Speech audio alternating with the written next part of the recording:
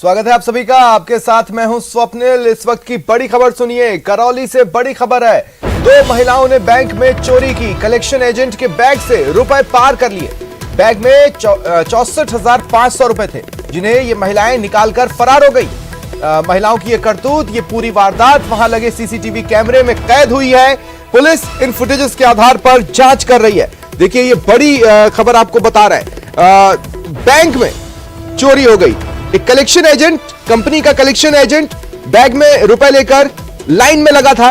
रुपए जमा कराने के लिए वो आया था। इस दौरान दो महिलाएं आई। देखिए, तस्वीरें आपकी टीवी स्क्रीन पर हैं। दो महिलाएं आई और 64,500 रुपए निकाल कर फरार हो गई। उनकी ये करतूत, ये पूरी वारदात वहां लगे सीसीटीवी कैमरे में कैद हुई है। पंक्ति में खड़े उस कलेक्शन एजेंट को आप देख पा रहे हैं, साथ ही महिलाओं को भी बाजू में ही खड़े आप देख पा रहे हैं। जब किसी का ध्यान नहीं था, जब कलेक्शन एजेंट का ध्यान नहीं था, उस वक्त का फायदा उठाकर ये महिलाएं 64,500 रुपए निकालती हैं और फिर वहां से चंपत हो जाती हैं। ये तस्वीरें आपकी टीवी स्क्रीन पर हैं। इस फुटेज के आधार पर पुलिस जांच कर रही है। कलेक्शन एजेंट ने पुलिस में एफआईआर करवा दी है। पुलिस अब इन महिलाओं को तलाश रही है, जिनके चेहरे भी सीसीटीवी कैमरे में साफ साफ कैद हुए हैं। ये देखिए, बड़े ही शातिर तरीके से, जब किसी का ध्यान नहीं, धीमे से हाथ बैग में सरकाया, पैसे निकाले और फरार हो गई। ये देखिए, हमने क्लोज करके आपको दिखा रहे हैं किस तरह से सावधानी हटी और चोरी की घटना घटी। आपके टीवी स्क्रीन पर है।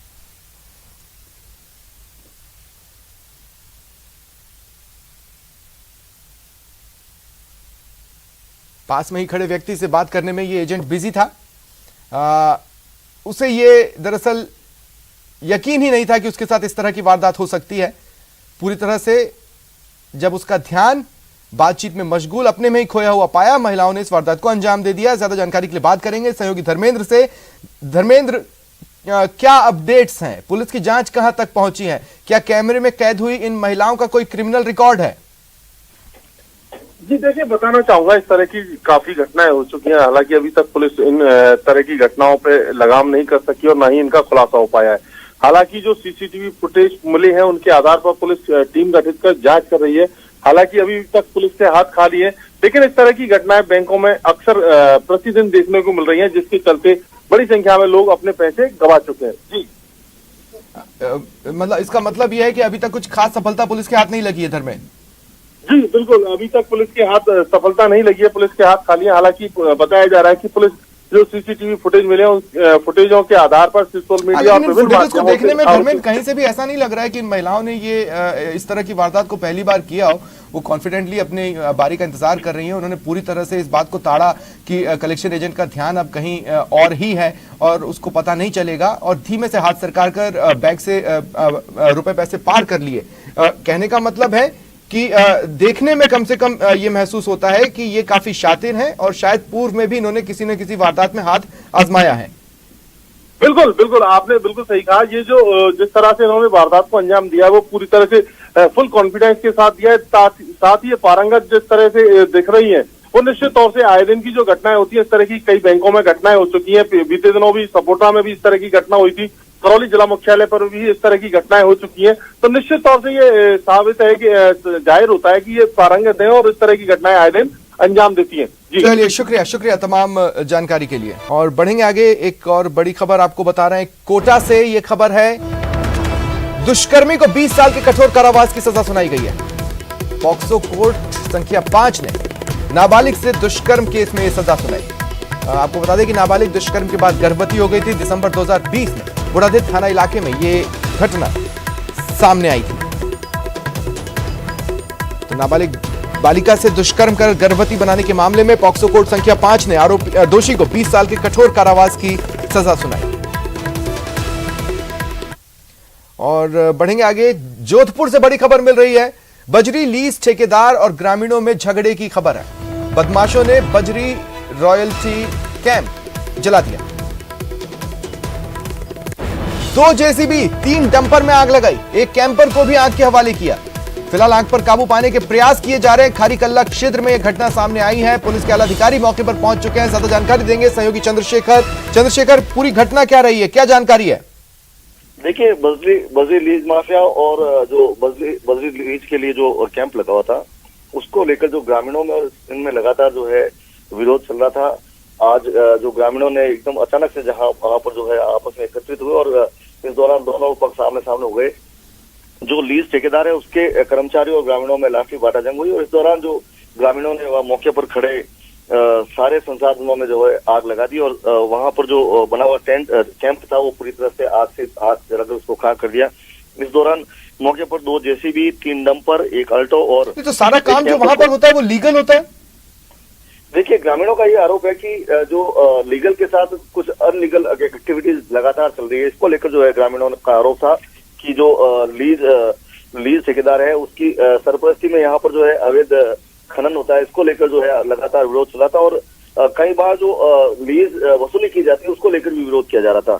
इसको लेकर जो झगड़ा हुआ और इस दौरान जो इस तरह की घटनाएं सामने आई और इस दौरान जो है करीब 3-4 लोग जो आरटीआई कार्यकर्ता बताए जा रहे हैं वो घायल हुए हैं। इसमें एक की स्थिति जो है काफी गंभीर बताई जा रही है। मथुरा दास माधव अस्पताल में उसका इलाज चल रहा है। जी, मैं आपसे ये भी जानना चाहता हूँ फिलहाल वहां पर क्या स्थिति है? क्या कुछ लोग हिरासत में लिए गए हैं? किसी से पूछताछ की जा रही है? देखिए, ये घटना होने के बाद जो है पुलिस के आला अधिकारी वहां पर मौके पर पहुंचे। एक बार ही तो पूरी तरह से उसको एरिया को छावनी बना दिया गया और अब जो मौके पर शांति व्यवस्था बहाल कर दी गई है और पुलिस जो है पूरे मामले की तथ्यात्मक जांच में जुटी है और ये पता लगाने का प्रयास कर रही है कि आखिर इसमें कौन कौन जो है दोषी है, किस तरह से क्यों ये झगड़ा बढ़ा, इसको लेकर जो है पुलिस कार्रवाई कर रही है। जी, चलिए, शुक्रिया तमाम जानकारी के लिए। उदयपुर से बड़ी खबर है। गुजरात चुनावों को लेकर बॉर्डर मीटिंग हुई। राजस्थान और गुजरात के जो सरहदी जिले हैं वहां के कलेक्टर, एसपी के बीच चर्चा की गई। वीडियो कॉन्फ्रेंसिंग के जरिए आलाधिकारी जुड़े और ये बैठक हुई। कई महत्वपूर्ण विषय जिन पर बातचीत की गई।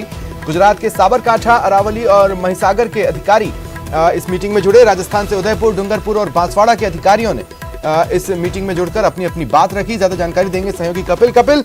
जो नहीं जानते उनको हम ये बता दें कि राजस्थान और गुजरात में जब भी किसी राज्य में चुनाव होते हैं इस तरह की बॉर्डर मीटिंग होती है, क्योंकि कई सारे मसले होते हैं, यातायात के होते हैं, सेफ्टी के होते हैं, इलेक्शन सिक्योरिटी से रिलेटेड होते हैं, जिन पर बातचीत की जाती है। आपके पास क्या जानकारी है? बिल्कुल, देखिए, गुजरात में चुनाव होने हैं, ऐसे में राजस्थान जो कि सीमावर्ती राज्य, यहाँ से किसी भी तरह की जो गतिविधि है वो उस चुनाव को प्रभावित कर सकती है और यही वजह है कि जो बॉर्डर मीटिंग्स हैं उनका आयोजन किया जाता है। आज भी बॉर्डर मीटिंग का आयोजन वीडियो कॉन्फ्रेंसिंग के जरिए हुआ, जिसमें गुजरात के साबरकांठा, अरावली व महिसागर के अधिकारी जुड़े, तो वहीं राजस्थान से भी जो है वो अधिकारी उदयपुर के, डूंगरपुर के और बांसवाड़ा जिले के इस बैठक में जुड़े हैं। मुख्य रूप से देखिए, सभी ने जो बात की है, उदयपुर के जिला कलेक्टर ने इस मीटिंग में सुझाव दिया कि ब्लॉक स्तरीय अधिकारियों की भी बैठक की जाए। मतलब जमीनी स्तर के जो ब्लॉक लेवल के अधिकारी हैं दोनों इलाकों में, बॉर्डर इलाके के, उनकी भी बैठक की जाए, ताकि जो इस बॉर्डर मीटिंग की जो मंशा है कि किसी भी तरह से चुनाव के दौरान जैसे अवैध शराब। जी, चलिए, शुक्रिया।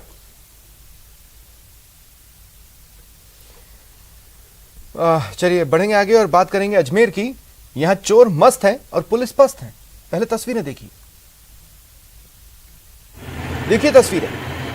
एक दुकान है, एक चोर दुकान में दाखिल हुआ, मोबाइल पर बात करते हुए इधर उधर देखा, दुकान के गल्ले में हाथ डाला, 50,000 रुपए लिए फरार हो गया।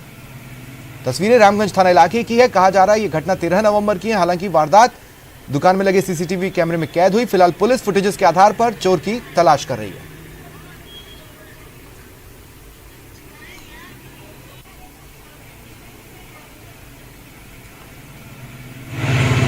दुकान के बाहर लगे उनके काउंटर में से किसी व्यक्ति ने 50,000 रुपये निकाल लिए।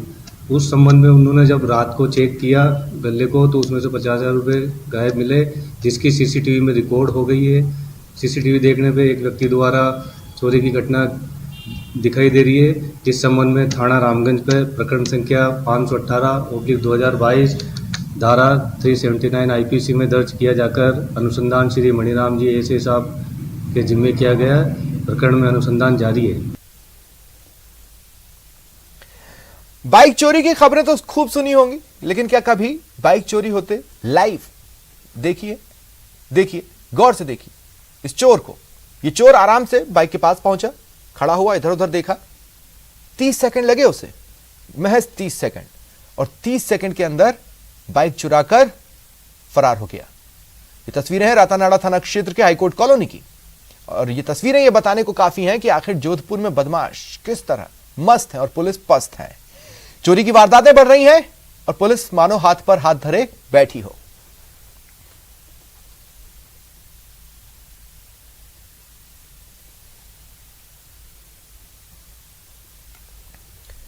खबर जयपुर के नाहरगढ़ किले से। एक रेस्टोरेंट में लेट नाइट डीजे पार्टी आयोजित करने का मामला सामने आया। पार्टी का वीडियो सामने आने के बाद कार्रवाई की मांग हो रही है। मामले को लेकर वन विभाग को शिकायत दी गई, लेकिन विभाग की ओर से कोई कार्रवाई नहीं हुई। कुछ लोगों की मिलीभगत से यहां खुलेआम नियमों और कोर्ट के आदेशों की लाउड म्यूजिक और तीखी रोशनी के साथ पार्टी कर धज्जियां उड़ाई गई। मामले में सुप्रीम कोर्ट में याचिका दायर करने वाले राजेंद्र तिवारी ने बताया कि लेट नाइट पार्टी का वीडियो उन्होंने खुद बनाकर अधिकारियों को दिया, लेकिन कोई कार्रवाई नहीं हुई।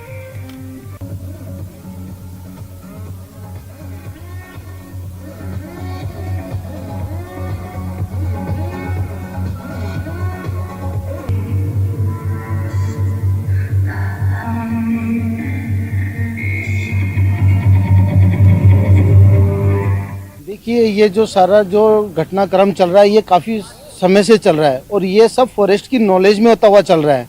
और फॉरेस्ट को इस चीज़ का पता था कि यहाँ पे जितने भी नॉन फॉरेस्ट एक्टिविटी हो रही है, जो आर्कोलॉजिकल डिपार्टमेंट और टूरिज्म डिपार्टमेंट दोनों मिलकर कर रहे हैं। इस सारी चीज़ों को ले जाके हमने एनजीटी के सामने भी बताया और हमने ये चीज़ प्रूव कर दी कि जो बाढ़ है वो खेत को खा रही है। फॉरेस्ट डिपार्टमेंट बिल्कुल नकारा हो चुका, उसको सारा पता था कि यहाँ पे नॉन फॉरेस्ट एक्टिविटी हो रही है। तो एनजीटी ने ऑर्डर पास किया कि ये सारी जो एक्टिविटीज़ है ये सारी बंद होनी चाहिए, स्टॉप होनी चाहिए। कॉमर्शियल एक्टिविटी स्टॉप होनी चाहिए, जो ये शराब परोसी जा रही है ये बंद होनी चाहिए। और धौलपुर से बड़ी खबर मिल रही है। घूसखोरों पर एसीबी ने शिकंजा कसा है। बिजली विभाग का तकनीकी सहायक ट्रैप हुआ है। एसीबी ने दलाल के साथ उसे 6000 की घूस लेते धर दबोचा। उसके आवास और अन्य ठिकानों पर तलाशी जारी है। बिजली बिल और नया मीटर लगाने के नाम पर यह रिश्वत ले रहा था। धौलपुर के जाटोली सब स्टेशन पर यह आरोपी तैनात है। बिजली विभाग का तकनीकी सहायक और दलाल ट्रैप हुआ है।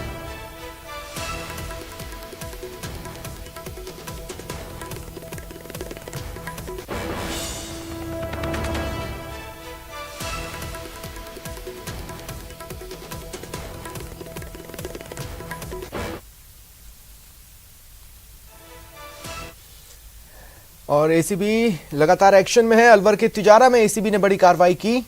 यहां सरहेटा हल्का का पटवारी विष्णु यादव ट्रैप हुआ है। 4000 की रिश्वत लेते उसे रंगे हाथों पकड़ा गया। केसीसी फाइल को फॉरवर्ड करने की एवज में इसने रिश्वत मांगी थी।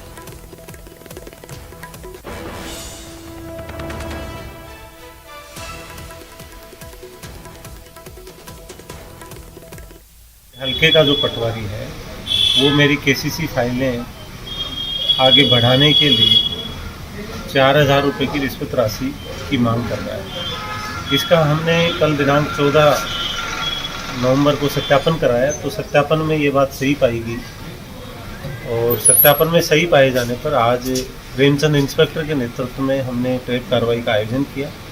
जैसे ही परिवादी ने रिश्वत राशि आरोपी पटवारी को दी, उसी समय हमारी ट्रैप टीम ने उसको पकड़ लिया। आगे की कार्रवाई जारी।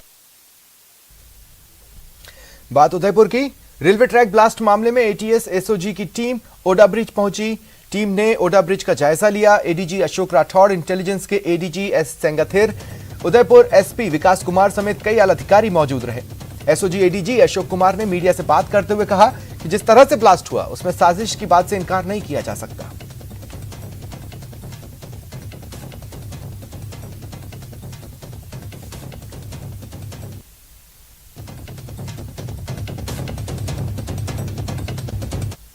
वर्कआउट करेंगे। इन्वेस्टिगेशन के क्या क्या आयाम हो सकते हैं उन पर अभी स्पॉट पे विचार विमर्श किया है।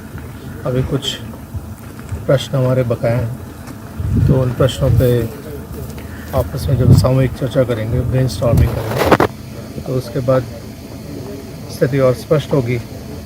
लेकिन ये विश्वास है कि ये केस वर्कआउट। ये तो लगभग स्पष्ट है सभी को कि जिस हिसाब से ये एक्टिविटी की गई है, तो डिस्ट्रप्शन की एक्टिविटी है, सबोटाज की एक्टिविटी है और किसी भी तरह से इसमें कोई मेरे ख्याल से संदेह नहीं होना चाहिए किसी को भी। चूरू के सुजानगढ़ से बड़ी खबर है। अवैध शराब रखने के आरोपियों को सजा सुनाई गई है। 2 आरोपियों को 3-3 साल के कारावास की सजा सुनाई गई। दोनों ही आरोपियों को सुनवाई के दौरान दोषी पाया गया और इसके बाद 3-3 साल के कारावास की इन्हें सजा सुनाई गई है। अवैध शराब रखने का इन पर आरोप था, जो कि सुनवाई के दौरान सिद्ध हुआ। इन्हें दोषी पाया गया, फिर इनकी सजा पर बहस हुई और उसके बाद कोर्ट ने दोनों दोषियों को 3-3 साल के कारावास की सजा सुनाई है।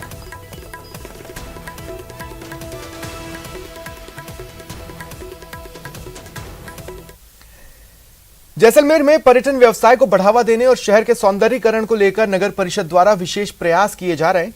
नगर परिषद द्वारा पर्यटन सीजन को देखते हुए चौराहे का रूप निखारने के लिए करोड़ों रुपए खर्च किए जा रहे हैं। शहर की सुंदरता में 4 चांद लगाने के लिए क्या है नगर निगम की तैयारी, इस बारे में आयुक्त से बात की सहयोगी श्रीकांत व्यास ने।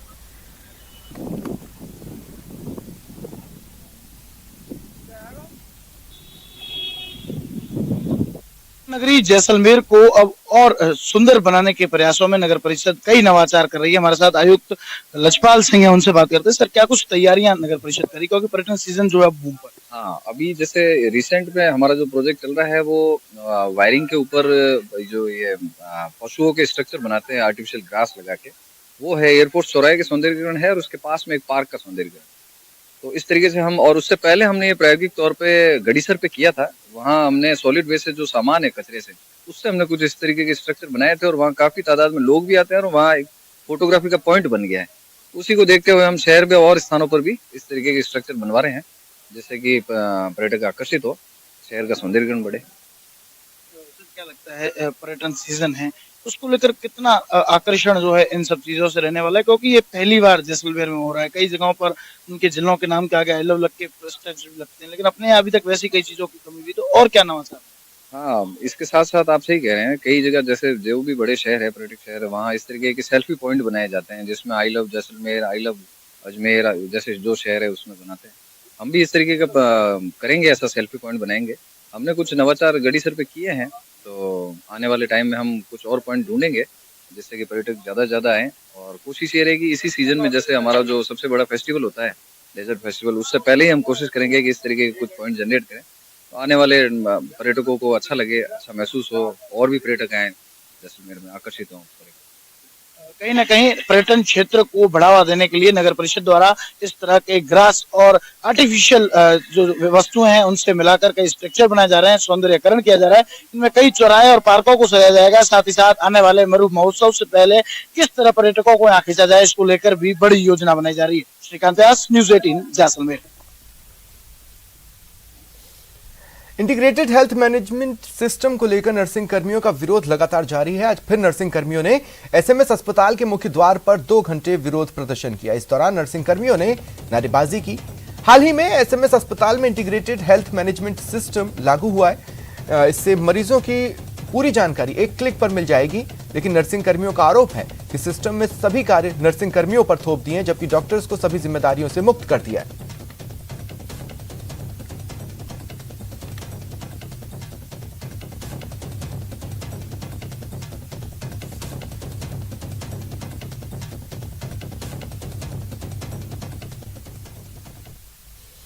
बात भीलवाड़ा की, यहां चोर एटीएम मशीन ही उखाड़ ले गए। तस्वीरें देखिए ये वो एटीएम बूथ जहां चोर आया, बूथ में घुसा और देखते ही देखते एटीएम को उखाड़ ले गया। यही नहीं, एटीएम के अंदर जो सीसीटीवी कैमरे थे उन पर स्प्रे भी उसने किया ताकि कैमरे में कुछ भी रिकॉर्ड ना हो, लेकिन कुछ तस्वीरें जरूर उसके स्प्रे लगाने के पहले तक हो गई थी कैद सीसीटीवी में। भीलवाड़ा जिले के आसींद क्षेत्र के शंभूगढ़ में यह घटना हुई। चोरों ने एटीएम की रैकी की, देर रात एटीएम को उखाड़ ले गए। मशीन में 27 लाख रुपए थे। फिलहाल पुलिस इन चोरों को तलाश रही है।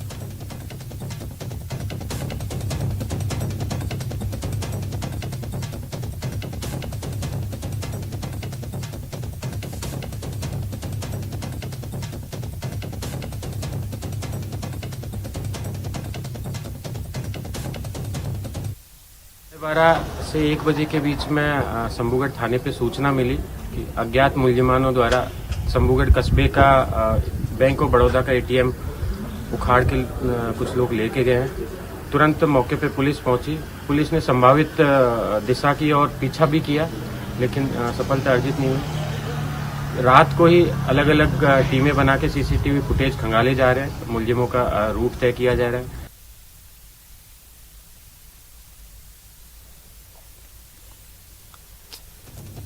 तो तस्वीरें आपके टीवी स्क्रीन पर हैं और आप देखिए किस तरह से इस एटीएम बूथ की रैकी की गई थी। चोरों को पहले से ही पता था कहां पर क्या है। जहां पर सीसीटीवी कैमरा लगा है उसकी काट भी ये चोर सोच कर आए थे। वो आए, सीसीटीवी कैमरों पर स्प्रे कर दिया ताकि तस्वीरें रिकॉर्ड ना हो, और इस दौरान एक चोर लगातार मशीन से, एटीएम से जूझता रहा।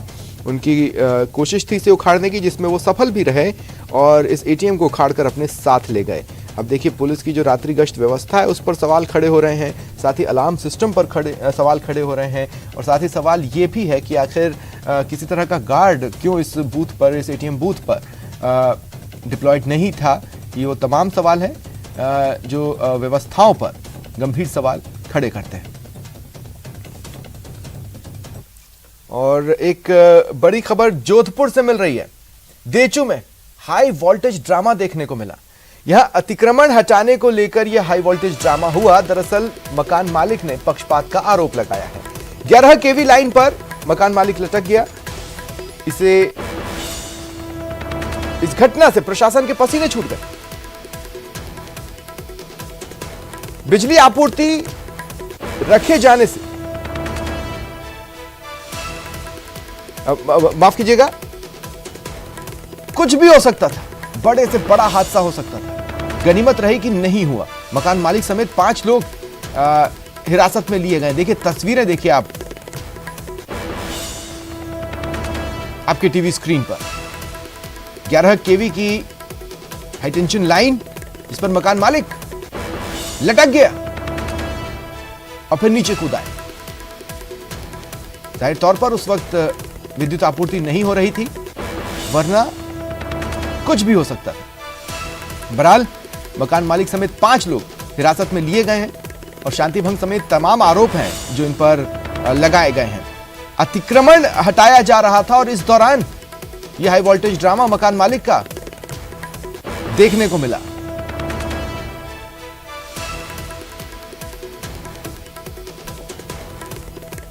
तस्वीरें देखिए आप, एक्सक्लूसिव तस्वीरें हैं, सिर्फ हमारे पास मौजूद हैं, जिन्हें आप अपने टीवी स्क्रीन पर देख पा रहे हैं। दरअसल प्रशासन की टीम अतिक्रमण हटाने के लिए वहां पर पहुंची। इस दौरान मकान मालिक उसकी छत के ऊपर से जा रही 11 केवी लाइन पर कूदा, इस लाइन को पकड़ा, लटक गया और फिर नीचे उतर आया। काफी हाई वोल्टेज ड्रामा रहा।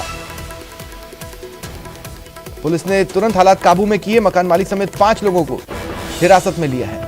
ये देखिए जितनी देर वो इस लाइन पर लटका रहा, अगर उसमें बिजली दौड़ रही होती, करंट दौड़ रहा होता, तो आप आसानी से समझ सकते हैं इसके साथ क्या होता। 11 केवी लाइन अतिक्रमण का विरोध करने का ये कौन सा तरीका है, समझ से परे है। बहरहाल ये हाई वोल्टेज ड्रामा लगातार वहां पर चल रहा था।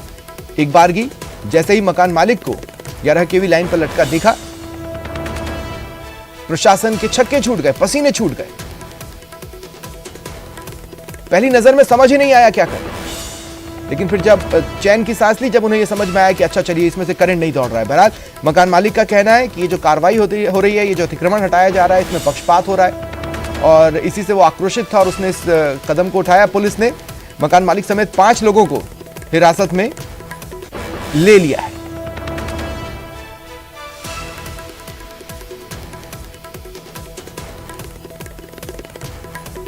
जोधपुर से ये बड़ी खबर है। जोधपुर के देचू से ये तस्वीरें सामने आई हैं हाई वोल्टेज ड्रामे की।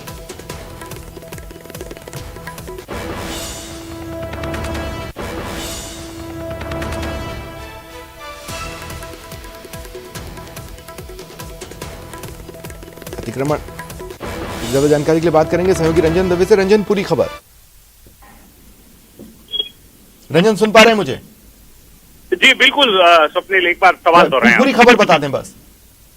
जी स्वप्निल, देखिए ये जोधपुर के देचू क्षेत्र से जुड़ा मामला है और अतिक्रमण से जुड़ा ये मामला है। जो मकान मालिक है उसका ये आरोप है कि प्रशासन ने किसी तरह का कोई नोटिस जारी नहीं किया है और उसके बाद में एक तरफा कार्रवाई करते हुए बगैर उसका पक्ष जाने अतिक्रमण की कार्रवाई की गई है। इसको लेकर के एक हाई वोल्टेज ड्रामा हुआ है। जो मकान मालिक था वो घर की और जो अतिक्रमण क्षेत्र जिसे बताया जा रहा है उसके बाद छत पर चढ़ा और उसके बाद में जो हाई टेंशन लाइट जा रही के वायर जा रहे हैं उनको पकड़ने का प्रयास किया गया। गनीमत ये रही कि उस समय वहां बिजली सप्लाई नहीं थी, नहीं तो एक बहुत बड़ा हादसा हो सकता था, जनहानि हो सकती थी, आग लग सकती थी, बहुत बड़ी घटना हो सकती थी। प्रशासन इस बारे में मौन है। प्रशासन से स्थानीय जो वहां के संवाददाता हैं, जो हमारे सूत्र हैं, उनसे लगातार इस बारे में प्रयास किया गया कि इस बारे में वस्तु स्थिति स्पष्ट करे। चलिए, शुक्रिया तमाम जानकारी के लिए। कोई बात नहीं। फिलहाल इतना ही, नमस्कार।